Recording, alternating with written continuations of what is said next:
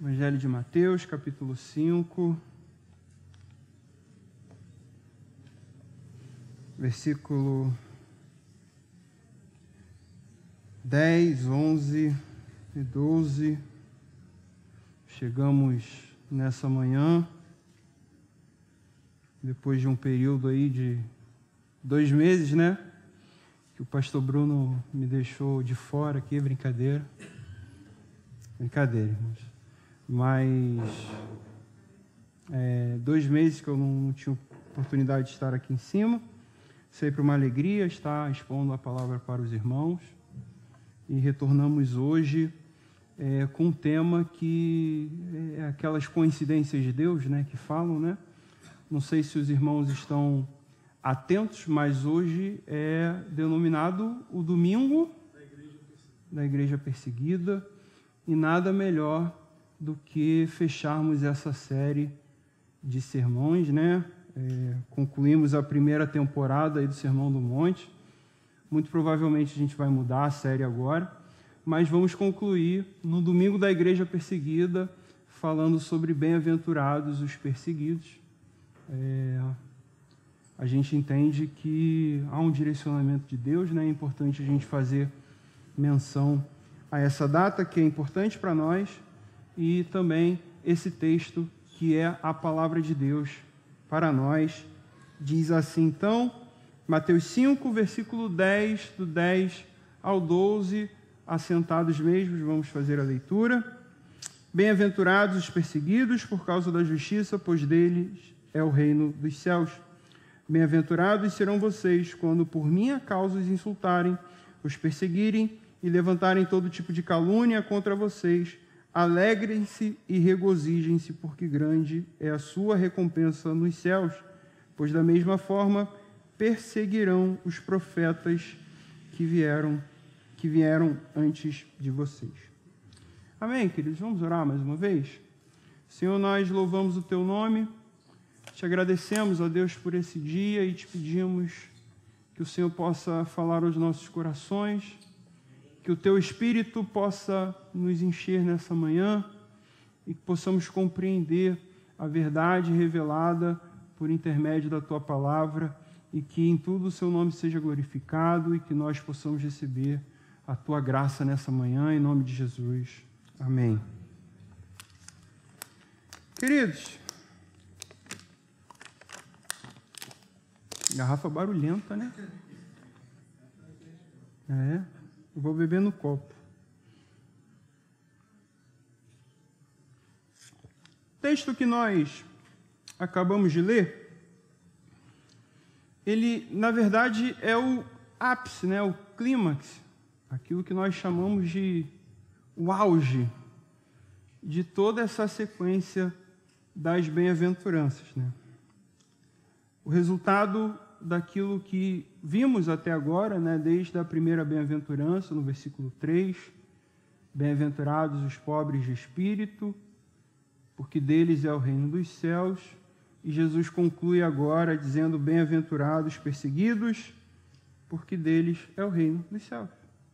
E a gente vai ver que há algumas semelhanças entre a primeira bem-aventurança de Jesus e essa última, mas a questão é que a recompensa, né, o auge, né, o clímax dessa passagem, desse momento em que Jesus estava ali pregando, ela nos soa um tanto quanto paradoxal. Como pode ser a perseguição uma recompensa? E podemos ir além, como pode isso ainda nos alegrar? Como pode? É um dos grandes paradoxos da Bíblia, mas diferente, queridos, do que se espera. Jesus faz 2 afirmações interessantes nesse texto. A primeira afirmação que Jesus faz é que os cristãos serão perseguidos. Isso é um fato. E o teste do tempo prova isso ao longo da história. Cristãos foram e são perseguidos Hoje não é à toa que se tem uma data especial para lembrarmos de localidades, países, nações, onde cristãos são perseguidos até hoje. Domingo da igreja perseguida, para lembrarmos de países onde ainda o evangelho é proibido, de maneira institucionalizada. O Estado detentor do poder determina a crença da nação. Então, cristãos nessas localidades são perseguidos simplesmente por crerem que Jesus é o Senhor de suas vidas. Jesus afirma isso para nós. E a segunda afirmação interessante é que Jesus afirma que os perseguidos, esses serão felizes. Esse é apenas mais um dos paradoxos da Bíblia. A narrativa bíblica, se nós olharmos ela de Gênesis a Apocalipse, nós vamos perceber que ela é recheada de paradoxos. Eu, particularmente, amo os paradoxos bíblicos. Amo porque, quando eu olho para a minha vida, quando eu olho para a minha realidade, eu penso, eu sou um grande paradoxo. Como pode um Deus tão bom amar alguém tão ruim como eu? Como pode um Deus tão perfeito, tão santo, escolher alguém tão limitado para pregar o Evangelho? Não tem paradoxo maior do que esse. Como pode um Deus tão santo e justo salvar pecadores miseráveis? A narrativa bíblica, ela é cheia de paradoxos. Deus olha para nós e o que Ele enxerga? Pobreza, miséria, pecado, sujeira. E Deus envia o seu filho morre em nosso lugar. Isso é um grande paradoxo. Não tem explicação. É graça. É graça. E por isso eu amo o paradoxo bíblico. E por isso Jesus nos apresenta um paradoxo dizendo, olha, vocês serão perseguidos, mas vocês serão felizes. Como explicar isso? Como entender? Mas antes de entendermos, queridos, o que Jesus estava querendo dizer, precisamos mais uma vez, como eu sempre faço, eu faço questão de nos lembrarmos sempre, de nos ater ao contexto para quem Jesus escreveu, para quem Jesus pregou, para quem Jesus falou. E Jesus fala, bem-aventurados os perseguidos, para um povo, um grupo de pessoas que ao longo de toda a sua história viveram o quê? Momentos de extrema perseguição. Vamos recordar aqui, Jesus estava falando ali para judeus, se voltarmos um pouco na história, desde a aliança de Deus com Abraão, onde Deus elege, escolhe um povo e diz, esse povo agora é meu, um povo para chamar de seu. E esse povo hebreu, mais à frente, enfrentou momentos de intensa perseguição ao longo de toda a sua história. Desde o início, uma bastante famosa, a fuga do povo ali da terra do Egito. Os irmãos vão se lembrar. Abraão, Isaac, Jacó, José leva o povo para o Egito. José morre. Os egípcios esquecem da gratidão que tinham por José. Eles observam que o povo hebreu começa a crescer, começa a se multiplicar, começa a se tornar maioria naquele lugar. E eles começam, olha, esse povo aqui está dando muito trabalho para a gente. Eles começam a oprimir aquele povo. E aí vem Deus em mais um paradoxo. Aquele povo já não se lembrava mais de Deus. Aquele povo já não conhecia mais o Deus verdadeiro. Era um povo com crenças misturadas, pagãos. E aí Deus levanta um resgatador, Moisés. E Moisés vai lá, liberta o povo e conduz o povo até a terra prometida. E a história se dá, o período de juízes, reis. Histórias de perseguição, de domínio, exílio. E Jesus estava pregando para esse povo, um povo extremamente ligado à sua própria história, um povo extremamente enraizado à sua própria história, um povo que certamente se lembravam dos períodos de perseguição, os períodos do horror, do exílio, da morte, da escravidão, da opressão. Eram tradições que eram contadas de geração em geração. E Jesus está dizendo para aquele povo, olha, vocês serão bem-aventurados, vocês serão felizes quando forem perseguidos. Certamente, queridos, aquele povo não recebeu muito bem essa verdade. Nesse momento em que Jesus prega o Sermão do Monte, esse povo vivia em um contexto de perseguição. Eles viviam sob a opressão de um império no qual eles estavam inseridos. Viviam sob opressão, perseguição, e certamente em seus corações havia um desejo ardente, havia uma vontade, um grito que ecoava por liberdade.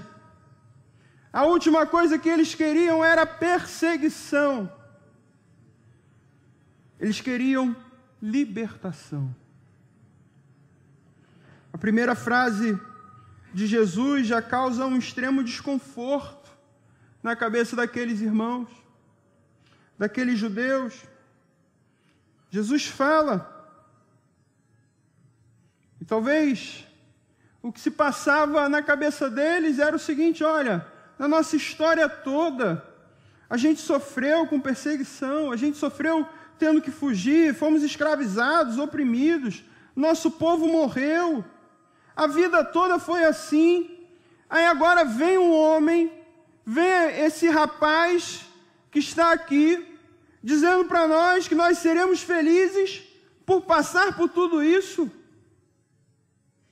O que esse cara está falando? A gente pode imaginar, esse cara está doido. E não pode estar falando isso. E Jesus vai além, queridos. Jesus vai além, dizendo que além de bem-aventurados os perseguidos, Jesus fala que destes é o reino dos céus. Esse talvez tenha sido um ponto de alívio para aquele povo, os ouvintes de Jesus. Mas como já falamos, queridos, esse povo tinha uma compreensão equivocada acerca do reino de Deus. Aquele povo tinha uma expectativa equivocada acerca desse reino vindouro. Eles esperavam um reino terreno que seria estabelecido ali pelo Messias, uma figura política imponente, um guerreiro, um homem forte, um político. E como já falamos e falei mais cedo na EBD hoje com os nossos jovens, Jesus, Deus, frustra todas as nossas expectativas erradas sobre Ele. Deus frustra. Deus frustrou as expectativas daquele povo. E esse era o contexto. Esse era um cenário, um povo já bastante contrariado. Depois de ter ouvido as outras bem-aventuranças, talvez ainda sem compreender muito bem, mas uma certeza nós temos, de que esse povo não estava gostando absolutamente nada daquilo que Jesus estava pregando. A mensagem de Jesus, queridos, ela não é agradável. A mensagem de Jesus, queridos, não é atrativa. Essa é uma verdade daquelas duras de nós aceitarmos. Uma vez então entendendo esse contexto que Jesus estava, vamos analisar agora o que de fato Jesus estava dizendo.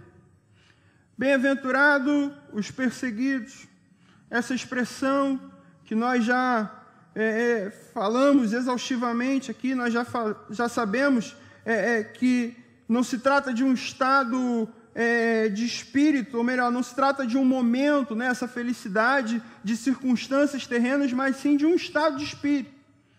Estar feliz, bem-aventurado, é algo que transcende, né? É possível estar bem-aventurado mesmo em meio ao luto, em meio à dor, em meio ao sofrimento. É nesse sentido. O que talvez os irmãos ainda não tenham compreendido, e é por isso que nós precisamos falar, porque a felicidade que estamos lidando aqui é uma felicidade no âmbito espiritual. É uma felicidade na esfera espiritual. E por que nós precisamos falar isso? Porque muitas das vezes nós confundimos, fazemos uma confusão entre aquilo que nós atribuímos felicidade com aquilo que é um prazer. Porque o prazer, ele ocorre no âmbito carnal. Se você parar para observar, infelizmente, tem muitas pessoas que fazem essa confusão, mas vamos parar para pensar um pouco. Viajar. Viajar é muito bom, não é? Quem gosta de viajar? Todo mundo. Mas viajar é um prazer. Viajar não é felicidade. Porque uma hora a viagem acaba. Aí você tem que voltar para sua casa, para a sua realidade. Vocês imaginam, irmãos, ano passado eu tive o privilégio de ir a Gramado. Aí eu voltei de Gramado, aquele friozinho, 6 graus, maravilha. Desembarquei em São Gonçalo, 42. Gramado, um monte de flor na rua, calçada, tudo bonito, tudo limpo. Aí desembarque em São Gonçalo, a limpeza urbana que funciona, né? Os quintais lá, tudo cheio de árvore, né? Tudo bonito. Viajar é prazer, gente. Comer é um prazer. Né? Comer é bom. Aí dá para comparar com Gramado. Eu comia Gramado, hotel, aquele café da manhã bonito. Aí chega em casa, não tem nem pão às vezes. Aí tem que ir na padaria, frio, esse horário, 6 horas da manhã. Comer é um prazer. Mas não é disso que a gente está falando. Não é disso que Jesus está falando. Por quê? Porque prazer passa. Prazer acaba. Prazer tem um limite.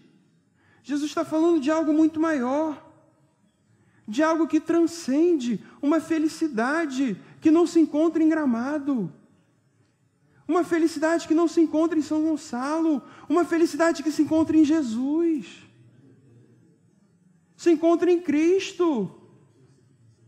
E a gente encontra Cristo em qualquer lugar onde a gente estiver.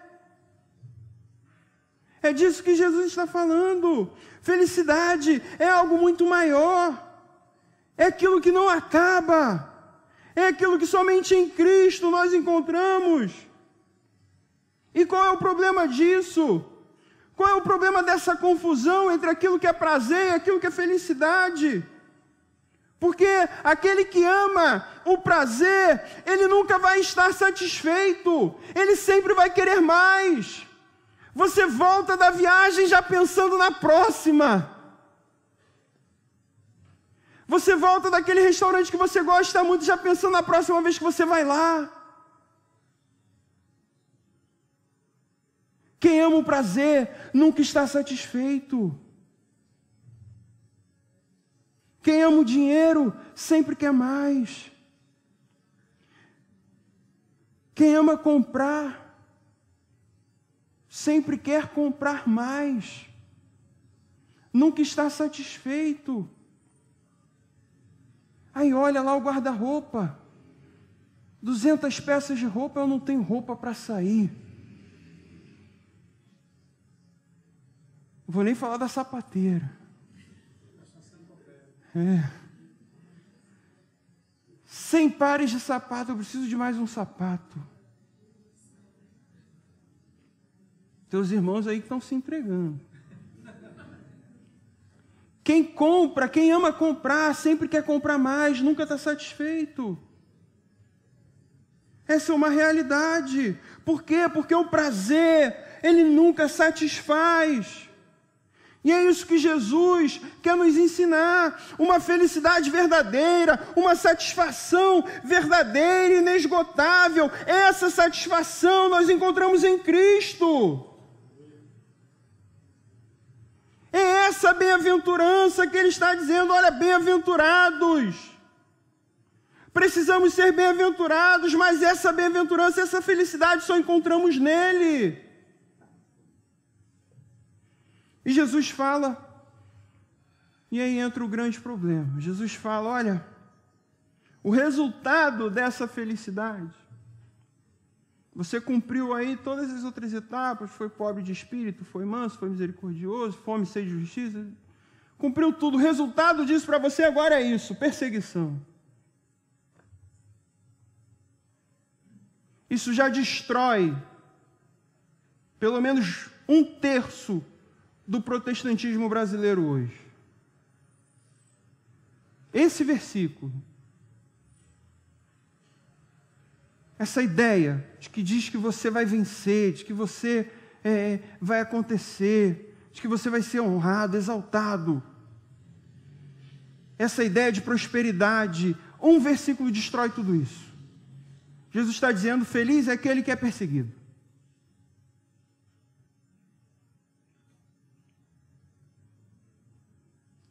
E Jesus vai além.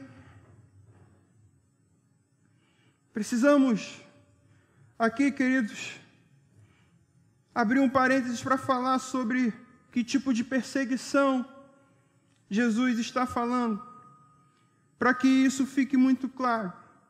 Hoje em dia, sobretudo nessa era, né, das mídias sociais, redes sociais, né, é muito comum vermos até mesmo cristãos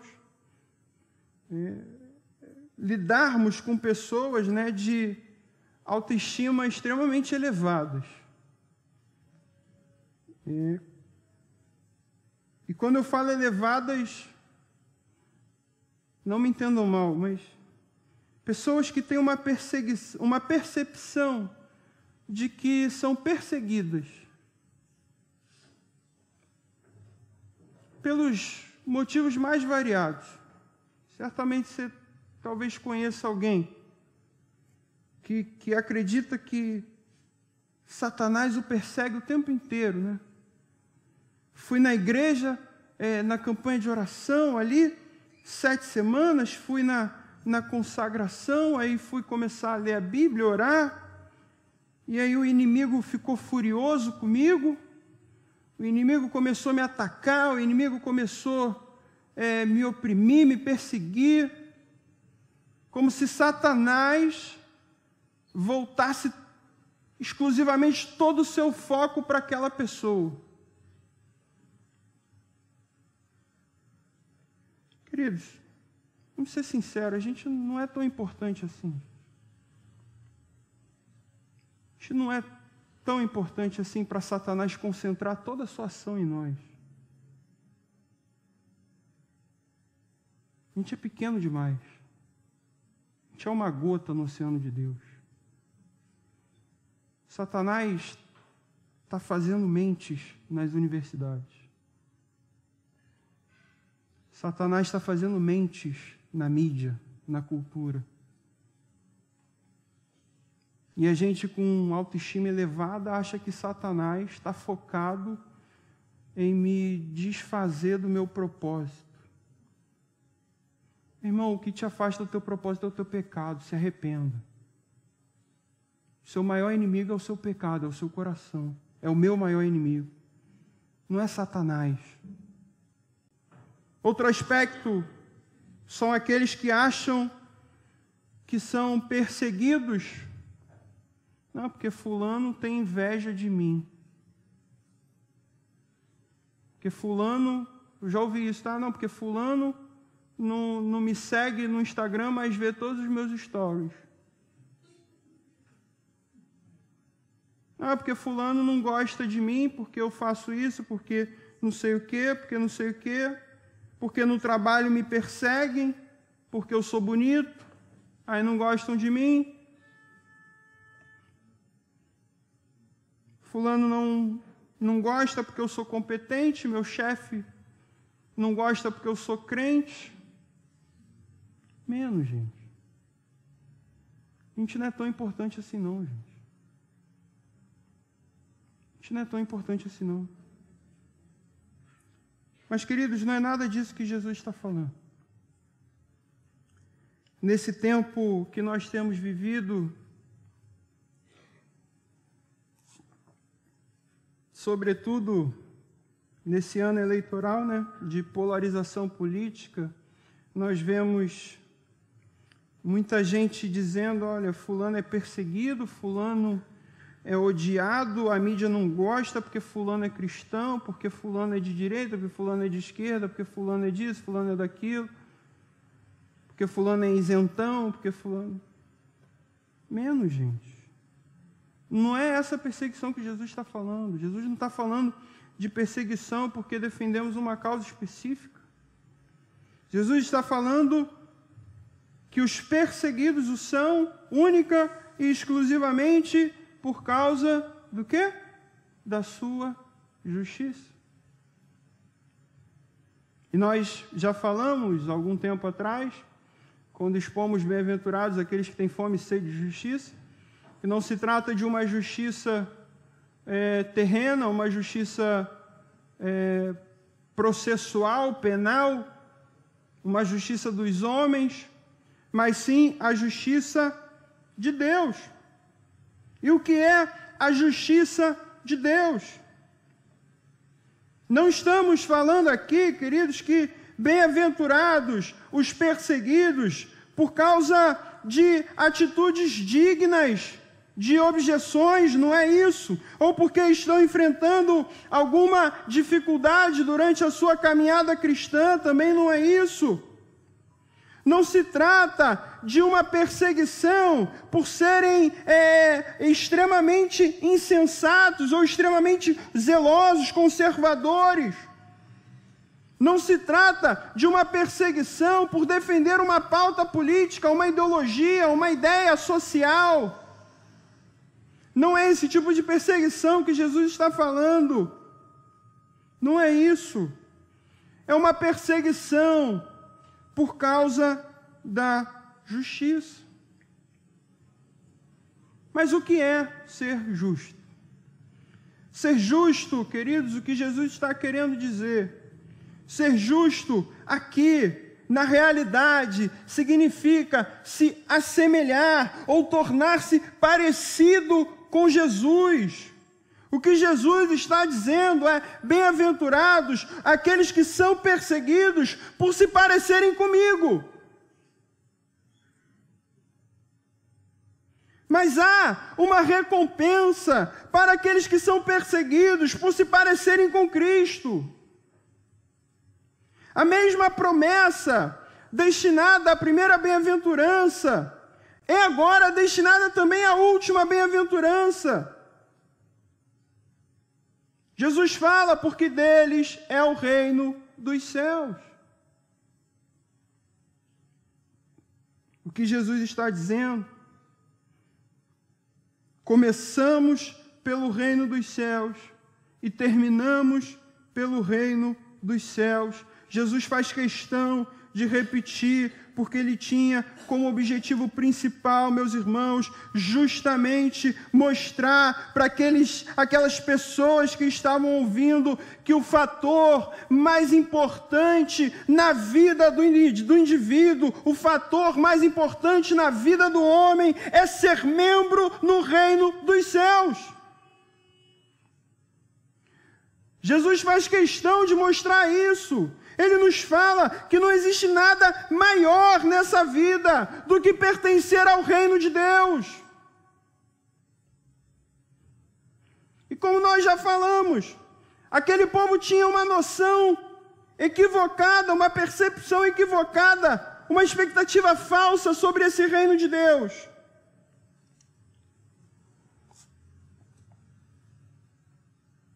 Eles projetavam e esperavam um reino terreno. E Jesus fala isso para ele, era como se Jesus estivesse dizendo: não é desse tipo de reino que eu estou falando. É como se Jesus estivesse dizendo: olha, primeiro vocês precisam reconhecer o que de fato o meu reino é, para depois fazer parte dele. Se Cristo não revelar o seu reino a nós, não podemos fazer parte dele. Primeiro Cristo ensina: olha, isso aqui que é o meu reino. E agora vocês podem fazer parte dele. Sabe qual é o problema, queridos? Que a gente entra com a nossa percepção, com a nossa projeção.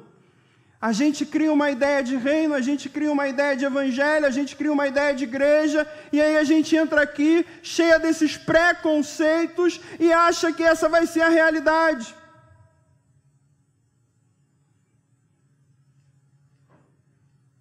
Mas a lógica está invertida, queridos. Primeiro Deus revela o seu reino.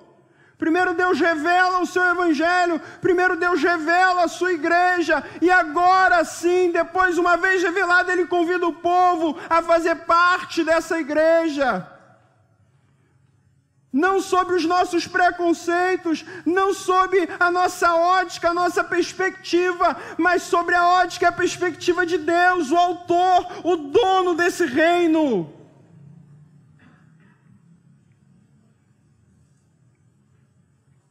E às vezes a gente encontra tanta dificuldade na igreja, com cristãos que chegam aqui com suas ideias pré-concebidas daquilo que deva ser igreja. Que igreja é assim, que igreja é isso, que o pastor tem que ser assim, que o pastor tem que ser aquilo. Queridos, o padrão é a palavra. Não é aquilo que você acha.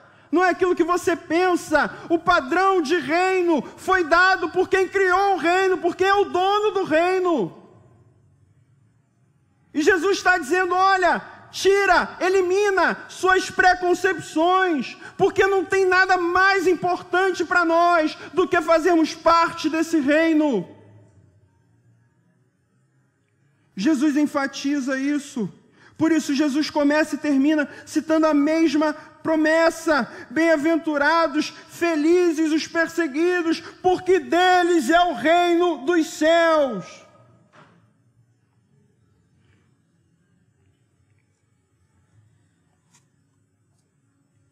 Ao longo de todas as bem-aventuranças, nós vimos, os irmãos observaram, diversas promessas, diversas bênçãos que são destinadas aos crentes, a nós cristãos. Ser consolados, os que choram, herdar a terra, ser farto, alcançar misericórdia, ser filho de Deus, ver a Deus. Todas essas bênçãos, queridos, elas são extremamente valiosas, são extremamente importantes para nós, mas quando Jesus começa e termina com uma recompensa específica, Jesus está dizendo que acima de todas as bênçãos individuais, acima de todas essas bênçãos particulares que temos para receber agora, há uma bênção ainda maior. Há uma bênção coletiva, há uma bênção pública que receberemos em maior grau, em plenitude, sermos partícipes do reino de Deus. Nada se compara a essa bênção.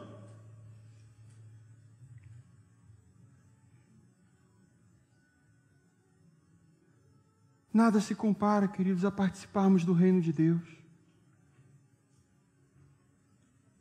Jesus fala então, bem-aventurados os perseguidos por causa da justiça, porque deles é o reino dos céus.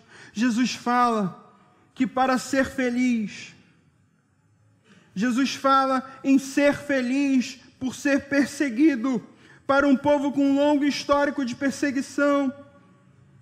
Jesus fala que não se trata de qualquer tipo de perseguição, ou uma perseguição por qualquer coisa. Jesus fala de uma perseguição específica, uma perseguição por causa da justiça de Deus.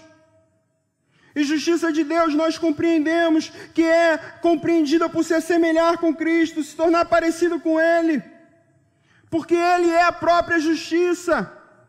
Jesus fala em reino para um povo que cultivava uma noção falsa sobre reino.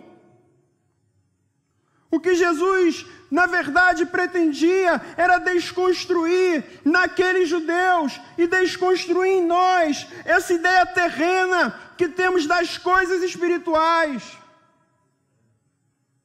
Jesus começa e termina as bem-aventuranças olhando para a eternidade.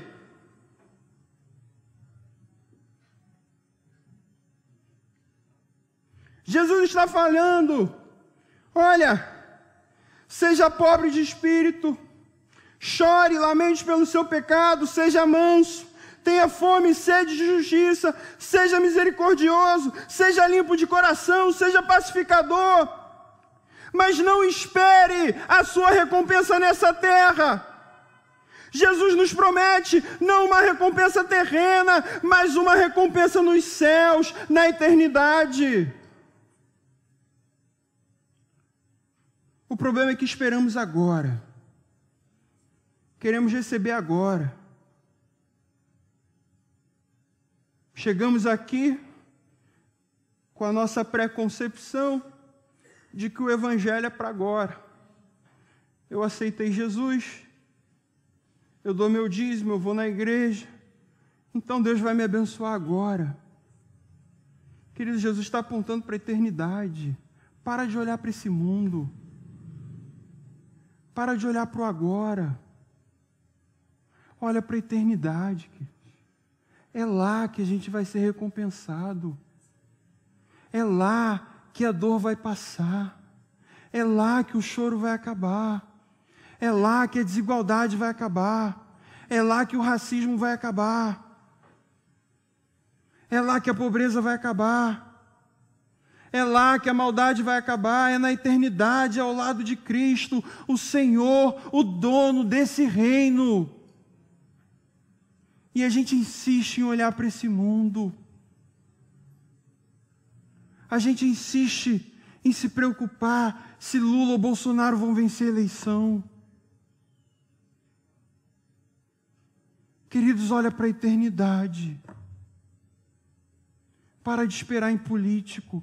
Para de confiar em político. Confie em Deus, o Senhor do reino. Senhor dos senhores, aquele que governa todas as coisas. Jesus aponta para a eternidade e a gente perde tempo com problema, com besteira pequena desse mundo terreno.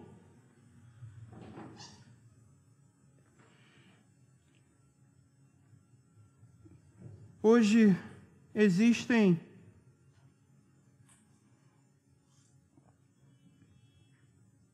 alguns pregadores, se é que podemos chamá-los, de pregadores, com uma mensagem triunfalista, com promessas de recompensas terrenas, de bênçãos materiais, prosperidade, mas Jesus não promete isso. Mensagens que, fazendo uso, muitas das vezes, de uma má interpretação desse texto, dessa passagem, talvez a má interpretação mais passível, de erro, de uso, falsos mestres que se escoram nessa má interpretação, cantores que erram completamente na aplicação desse texto. E, meus irmãos, se nós errarmos na interpretação do texto bíblico, certamente nós vamos errá-lo também na aplicação do texto bíblico.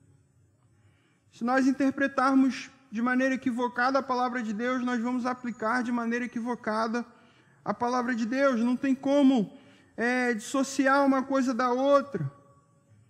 Músicas terríveis que temos hoje em dia, mensagens que falam sobre uma exaltação própria, de que Deus vai fazer na sua vida, que Deus vai mudar, de que você vai ser exaltado. Não acreditem nisso, queridos. Não aceitem isso. Jesus fala que nós seremos perseguidos. Jesus fala que nós podemos ser perseguidos, podemos ser humilhados, afrontados.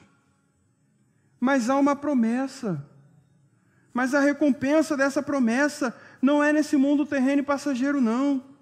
Nossa recompensa é no reino que está por vir. O reino de justiça, novo céu e nova terra. A nossa recompensa é lá. E se a gente não fixar os nossos olhos nessa recompensa, na eternidade, queridos, nós vamos viver em constante aflição nesse mundo. Nós não vamos encontrar a verdadeira felicidade que Jesus está dizendo. Essa bem-aventurança, essa felicidade que transcende as circunstâncias terrenas, ela só é possível quando os nossos olhos estão fitos na eternidade. Quando os nossos olhos estão olhando para aquilo que está por vir.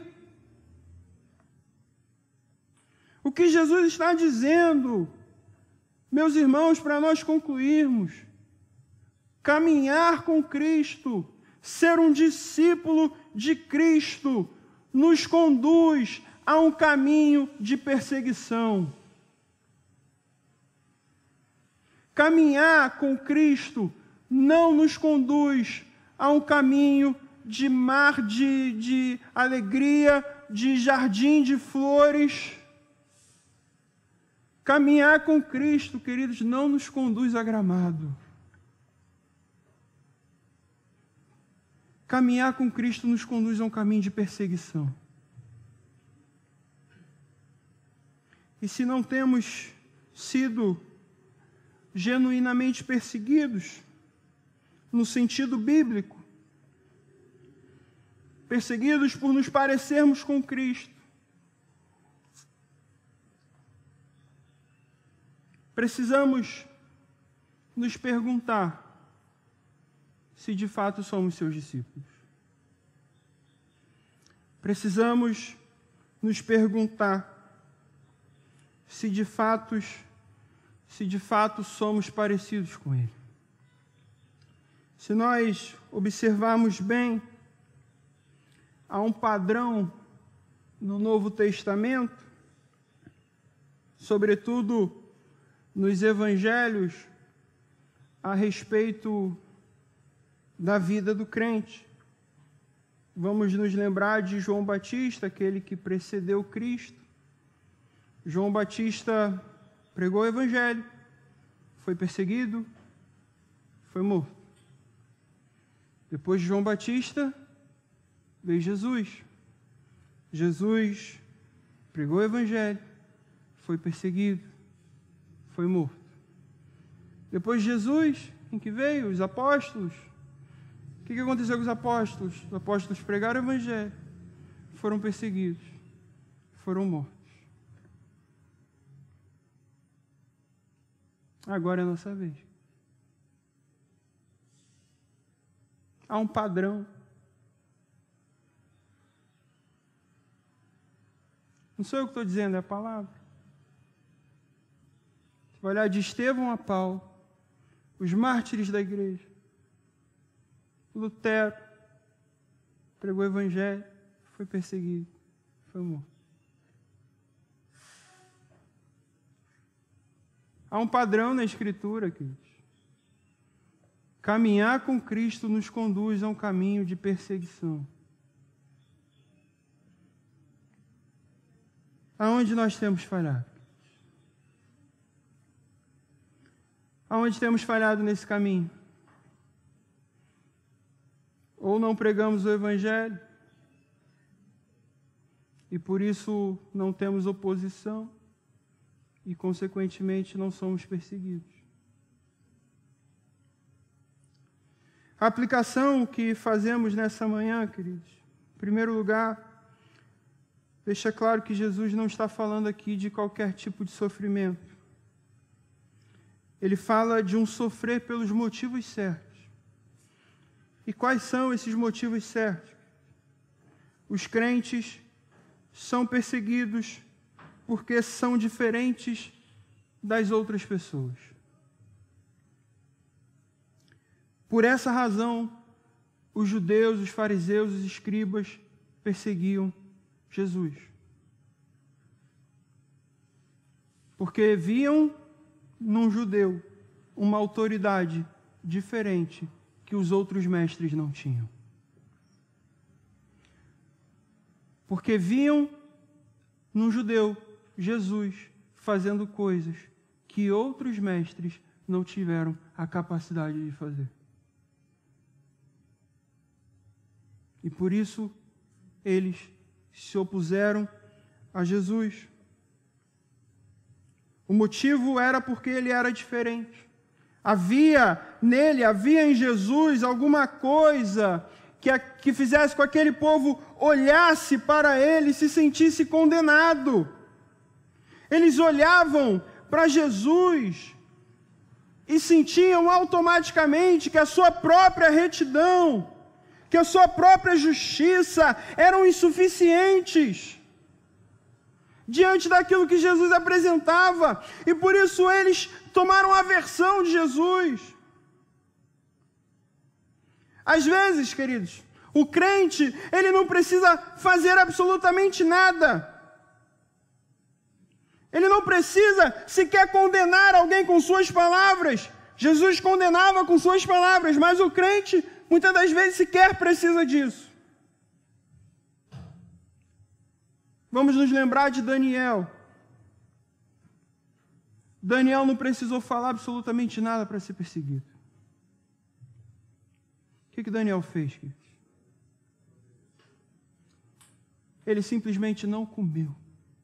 Ele simplesmente não cumpriu o que o rei falou. Ele não falou nada. Ele não foi à praça pública condenar aquilo que o rei estava fazendo. Ele não foi no Congresso condenar aquilo que o presidente estava fazendo. Ele não foi para a rede social condenar o que o político, o que fulano está fazendo. Daniel simplesmente cumpriu a palavra de Deus. Talvez seja nisso que nós estejamos falhando. Nos preocupamos muito com aquilo que verbalizamos e esquecemos de olhar para aquilo que nós praticamos. Daniel foi perseguido sem dizer uma só palavra. Daniel não era um homem espetacular, era um homem discreto, mas o simples fato de não fazer aquilo que todo mundo estava fazendo fez com que as pessoas olhassem para ele e pensassem: esse homem nos condena por aquilo que faz. Esse homem se julga ser superior, se julga ser melhor. Nós precisamos matar esse homem. O mesmo fizeram os judeus olhando para Jesus. Esse homem se julga ser melhor. Ele disse que é Deus. Ele disse que é o Senhor do sábado. Ele curou no sábado. Nós precisamos matá-lo. Só que Daniel morreu. Mas o nosso Cristo, o Senhor do reino, a morte não foi capaz de detê-la. Ele vence a morte. para dizer para aquele povo todo: olha, não só curo no sábado, não só sou o Senhor, não só sou Deus, como eu também venço a morte. Venço a morte para que pudesse nos dar vida. Essa é a prova, queridos, final de todo crente. Se nós que somos discípulos de Jesus e não enfrentamos nenhuma perseguição, devemos nos perguntar nessa manhã se há justiça em nossa vida.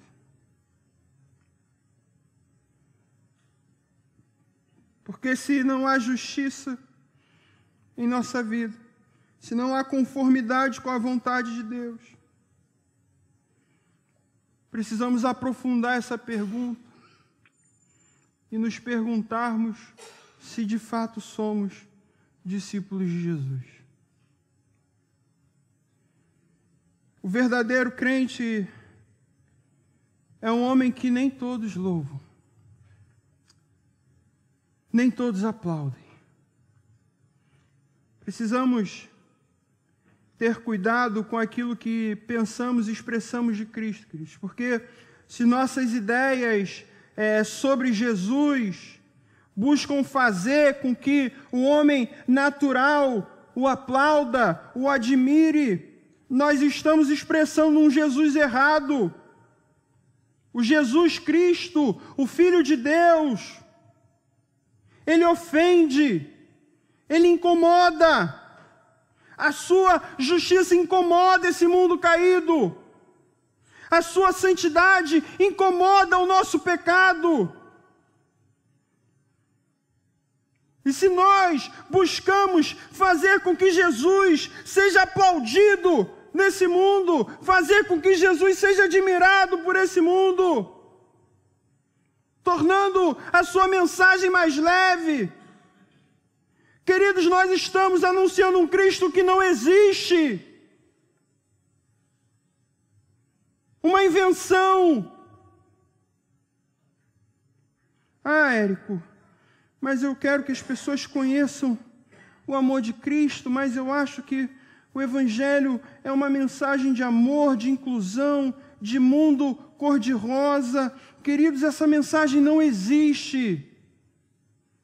Jesus nos chama para um caminho de sofrimento, um caminho de perseguição. O que Jesus fala aqui é sério. Jesus não está nos enganando, Ele não está nos iludindo. Jesus nos chama para sofrermos com Ele, sermos participantes do seu sofrimento. Jesus nos chama para sermos perseguidos. Jesus ofende, a mensagem de Jesus ofende a nossa natureza. A mensagem de Jesus, queridos, ela precisa ofender não as pessoas, mas o pecado que há dentro delas. O seu e o meu, o nosso pecado. E nós, queridos, por carregarmos essa mensagem, seremos perseguidos. Alegrai-vos por sermos participantes do sofrimento de Cristo. Talvez você esteja pensando: ah, Érico, mas eu quero a minha recompensa agora. Eu quero uma vida boa, uma vida confortável agora. Eu quero paz, saúde, sucesso, dinheiro, reconhecimento. Queridos, eu também quero, mas eu não posso dizer que é isso que Jesus promete para nós, porque eu não tenho compromisso comigo, nem com você. Meu compromisso é com a palavra. E a palavra diz: feliz é aquele que passar por perseguição por causa da minha justiça. Bem-aventurados os perseguidos Precisamos nos alegrar, queridos, por sermos perseguidos, porque a nossa recompensa não está nesse mundo, a nossa recompensa está na eternidade com Cristo. Felizes aqueles que são perseguidos por se parecerem com Cristo, porque deles é o reino dos céus, essa é a nossa esperança. A boa notícia, meu irmão, é que a graça de Deus para nós nessa manhã. A graça de Deus para nós nessa manhã. Precisamos nos arrepender por não nos parecermos com Cristo. Precisamos nos arrepender por esperarmos uma recompensa terrena. Precisamos nos arrepender por esperarmos que esse mundo nos louve, que esse mundo nos aplauda, que esse mundo nos adore, nos idolatre. Precisamos nos arrepender por considerarmos tantas outras coisas melhores e maiores do que sermos partícipes do reino de Deus. Que privilégio, queridos, para nós fazermos parte desse paradoxo de Deus. Quando mesmo pecadores, sujos, miseráveis, pobres, sermos participantes de um reino de santidade, limpeza, riqueza e prosperidade. Louvado seja Deus por sua graça e que por ela sejamos perseguidos para a glória do seu nome. Que o Senhor nos abençoe. Vamos orar. Deus, nós louvamos o teu nome. Senhor, com temor e tremor em nossos corações, te pedimos perdão por não nos parecermos com o Senhor. Senhor, que possamos te buscar incessantemente, até que sejamos parecidos com Cristo, e que por causa disso sejamos perseguidos, e que por causa disso sejamos alegres. Essa é a nossa oração, em nome de Jesus. Amém.